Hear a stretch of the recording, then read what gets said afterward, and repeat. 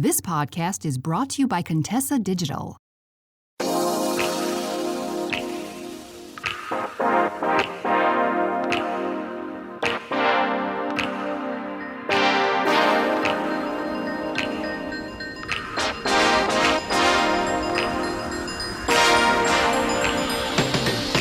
Okay, be honest with me.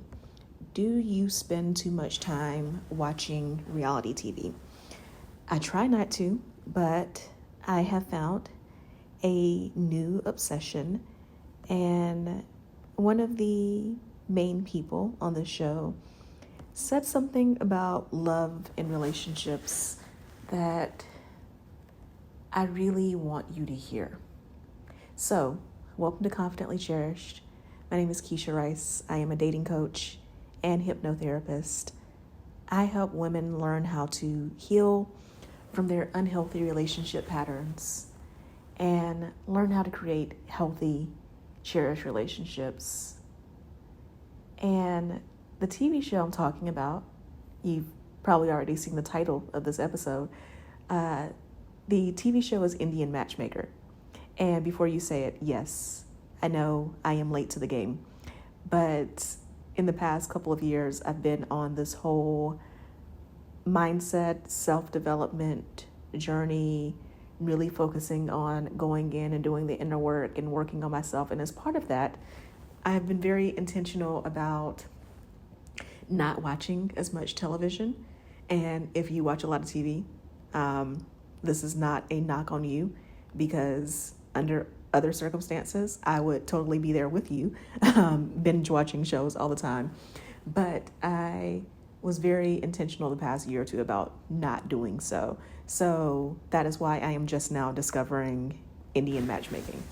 And the matchmaker on the show, Seema Auntie, I was watching an episode recently from season 1. Because also I discovered the show and went backwards. I started with season 3, but I'm currently on a vacation. I'm in Medellin, Colombia, and I decided to watch an episode from the first season before I went to bed. And Seema Auntie said something that seems simple, but when you think about it, it is really profound, and I want to explain how. She said matches are made in heaven. And she said this after talking about a particular match that she set up. And these two were really good on paper, right? But they met in person and it just wasn't happening, right? You could tell on the date that this was not going to work out. And I want to talk about that concept of matches being made in heaven. Because here's the thing that makes dating and love and relationships such a complicated thing. And I can speak on this from experience. When I was single, I had a checklist of what I wanted in the perfect man, right? And I was so dismissive of men who didn't meet a very, very specific profile. You know what I mean? And there's a balance. There's an art and a science to this, right? Because when clients work with me, the first thing I have them do is make a love list of what it is that they want in a relationship. And then I have them refine this love list so that we can get pretty detailed on it. But here's the thing, it's not just how the man looks on paper, right? Because you can have someone who is great on paper and there's no chemistry. There's just no spark or anything. And you get with this person and it's boring. Or you realize that what you thought you wanted isn't exactly what you wanted. I have told this story before. I know I've told it on other people's podcasts. I'm not sure if I've ever told it on this show. But I met a man who I had prayed for the male version of me. I met him. And at the time, I considered myself to not have a romantic bone anywhere in my body. So when when I brought up the conversation of marriage, he was just very kind of dismissive. He was like, yeah, sure. Tell me when and where you want to do it. I'll propose. It's cool. And his reaction to that, being so practical as I thought I wanted him to be, immediately made me recoil and realize this is not what I wanted. I do want some romance. And if it weren't for that experience, I wouldn't have known that I wanted that in my life, right? So you make the list of things that you want in a man on paper, but it is not until you have some life experiences that you really understand what it is that needs to be in that list. And then even after that, so there is chemistry, and we have to be very careful about chemistry, because the problem with chemistry is our brains crave familiarity. So we will feel chemistry and attraction to whatever is familiar.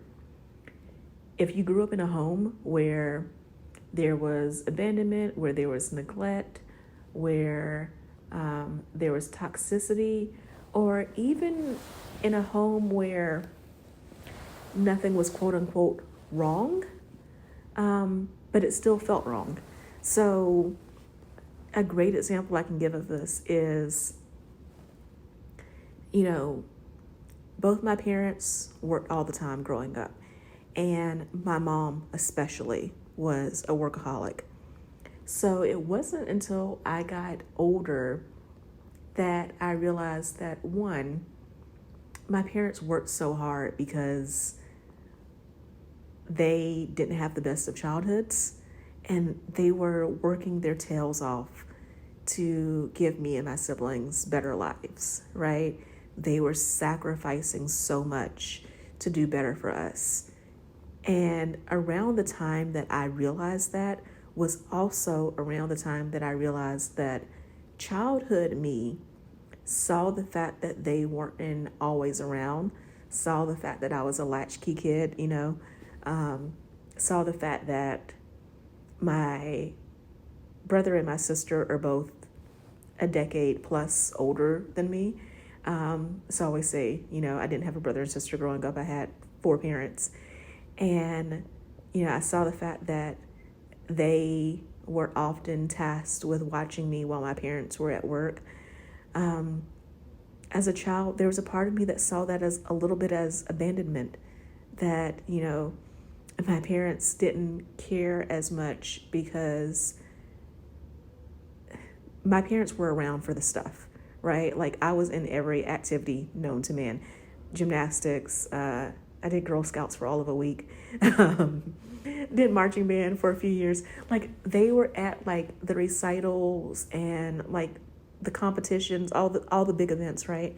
But they were not necessarily around day to day because they were working so much. And in fact, they would work overtime or work special shifts or trade shifts with people so that they could be around for the competitions and the events and all that. So they could be there for the quote unquote big stuff.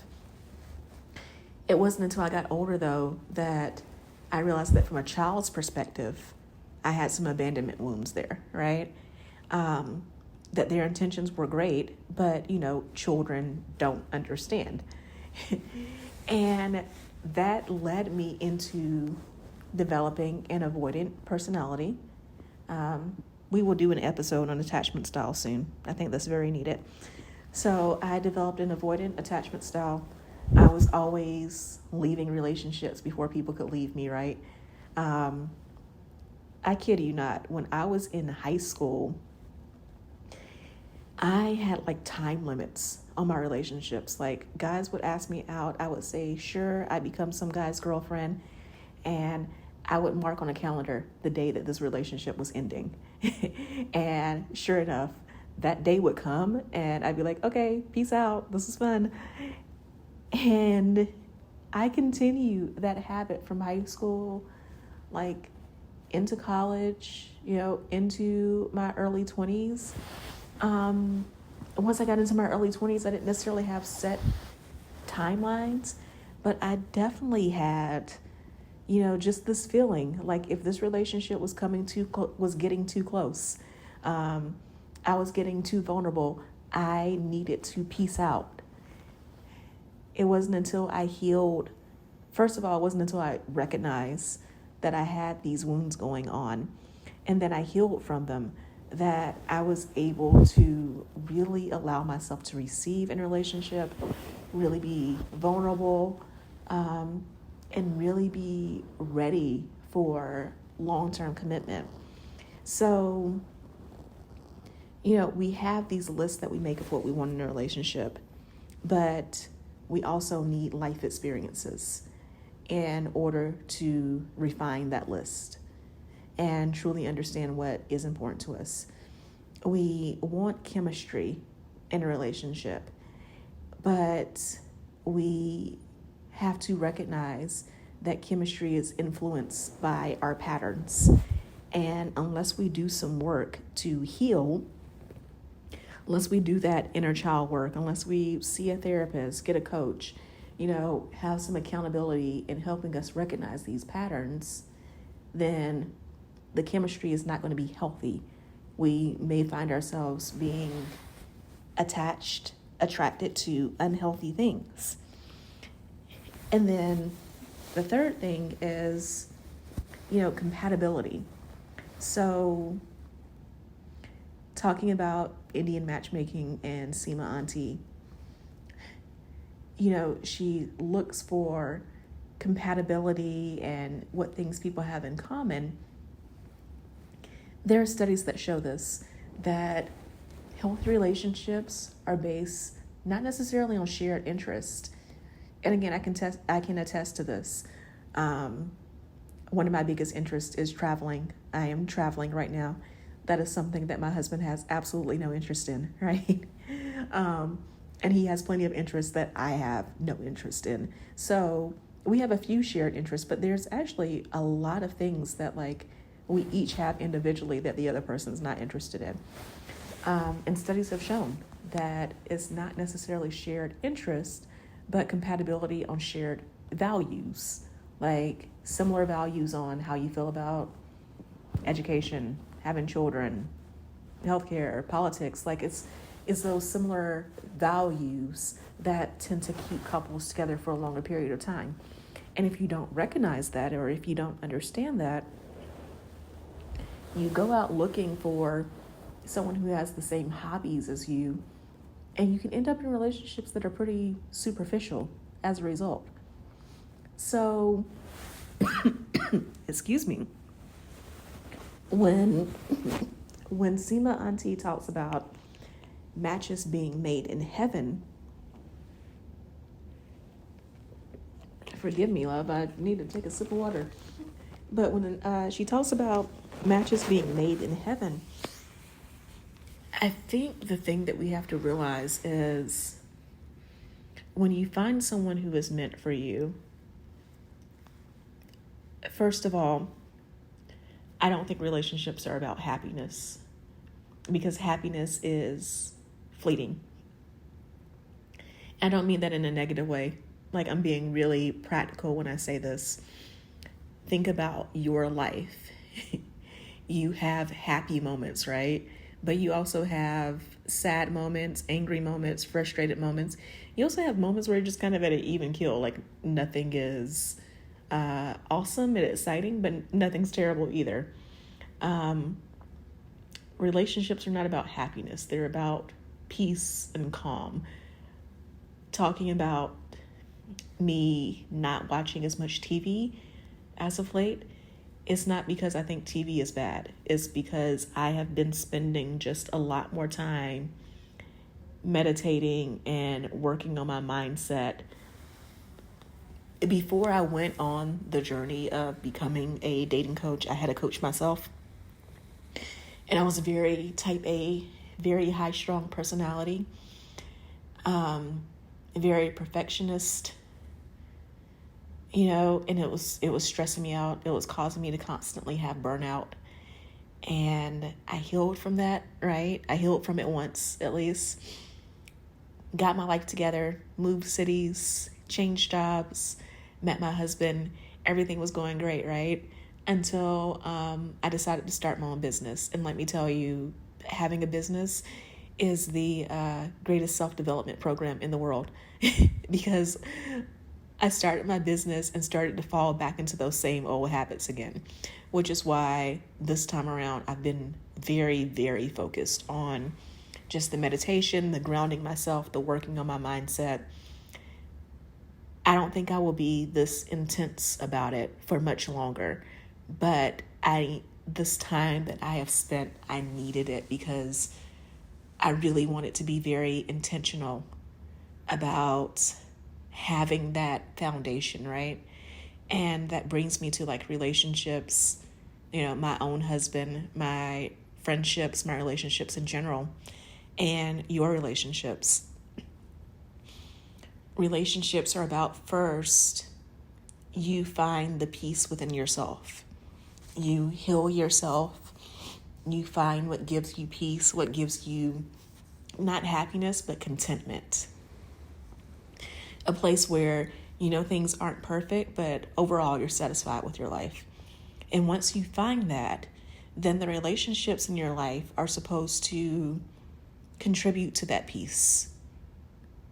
People who help you feel safe, people who help you feel grounded, people who help you feel loved and supported. And anyone who comes into your life bringing chaos is not meant for you. So relationships, though, that doesn't mean that peace doesn't mean like everything is rainbows and butterflies either, though, right? Peace means that sometimes you are challenged, and oftentimes relationships do that as well.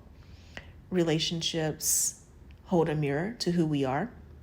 If you are in relationships with good people, they can point out things that you may need to work on. They can challenge you to be a better person. And the piece with that is understanding that when people are challenging you to be a better person, when people are pointing out your quote unquote flaws, they are doing it from a place of love. They are doing it from a place of helping you be better, live better, love better, have more moments of happiness, right? And you're able to receive that. You're able to say, okay, like, I see how if I were to work on this, my life could be even better in the future. And I receive it, I'll work on it. So again, this whole idea of matches made in heaven is, I used to often say about meeting my husband that, yes, I got some of the things that I prayed for in a partner, but I also got some qualities that I didn't know to pray for. I didn't know to ask for. Things I didn't think that I needed in a relationship. And this concept of matches being made in heaven is understanding that all of this has to come together, right? So you have to have someone who meets the really important things on your list. So you have to have done enough self-work to understand what the important things are. You have to have someone who has the right kind of chemistry, the chemistry that is matching with the healed version of you. You have to have someone who has the compatibility and shared values. And you have to have someone who has that X factor, the things that you didn't know you should ask for or pray for, right? And that is what determines you meeting the right partner. And because of that, it's not as simple as some people want to make it out to be on social media, but it's also in a way easier too, because it is this understanding that yes, you need to put in some work because you need to heal yourself, right? You need to become the best version of yourself. People always ask, how do you attract a great partner? And the answer is become the thing that you want to attract. You want someone who is patient, who is kind, who is loving, and who is understanding, then you need to become those things, right?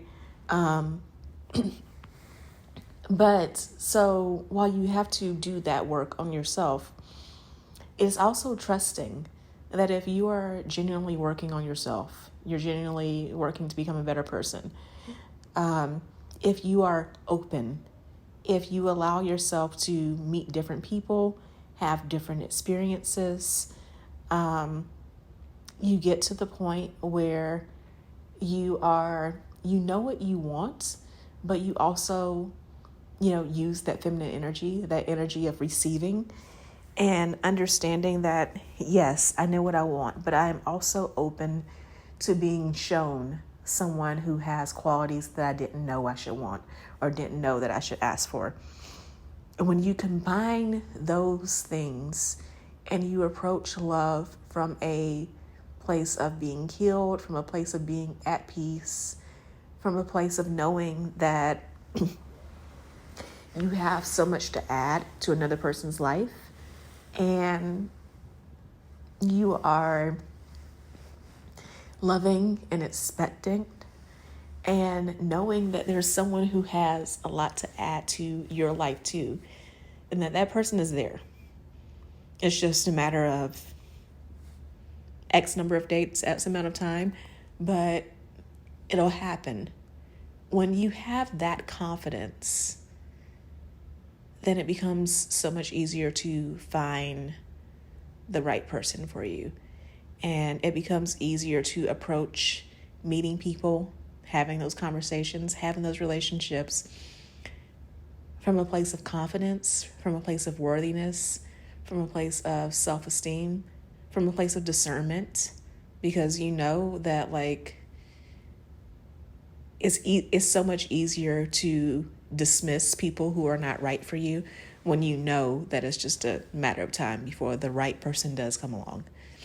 So, yes, matches are made in heaven because there's logic, there's practicality, but there's also a little bit of magic up there in knowing that the right person for us will have some things that we didn't know to ask for. And I want to leave you with that. I want to leave you with a sense of expectancy and wonder and excitement. Who knows what that thing is that you don't know what to ask for yet? Who knows how this person is going to add that special something, that special magic to your life? And instead of being burnt out and stressed out, keep the wonder in your life and just open up some space for that magic to happen. Okay, love? I am going to get back to my vacation. But I love you so much, and I hope that whenever you're listening to this, if it's morning, if it's afternoon, if it's evening, so let's just say in the next 24 hours, right? I hope something happens to you that reminds you of the peace and or the wonder in your life. Love you so much. Goodbye. Hey there. So you made it all the way to the end of the episode, which means I have 2 things to say. 1, thank you so much.